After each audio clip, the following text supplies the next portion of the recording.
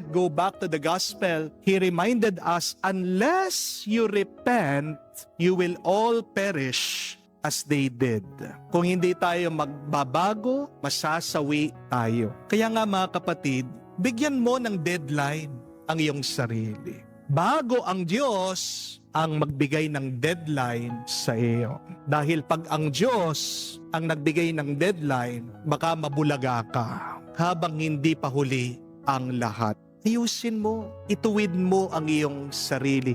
Magbalik loob ka sa Diyos. Tanong ko po, kung bang nakikita mo, nakakatulog na yun, nagmamaneho dyan sa sinasakyan mong jeep o taxi, gigisingin mo ba ito? Siyempre naman, di po ba? Baka maaksidente kayo. Ganyan din, kapatid, ayaw man natin. Pero ang sakit o problema binibigay ng Diyos sa atin ay pagtatapik lang niya, paggigising lang niya. Maraming mga bata po ngayon, mahina daw sa comprehension sa pagbabasa. Bakit? Masyadong inispoil ng mga magulang. Di po ba?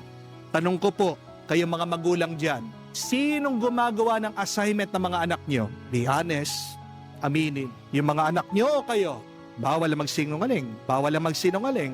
Kayo, hindi po ba? Yung mga parents, lalong-lalo na.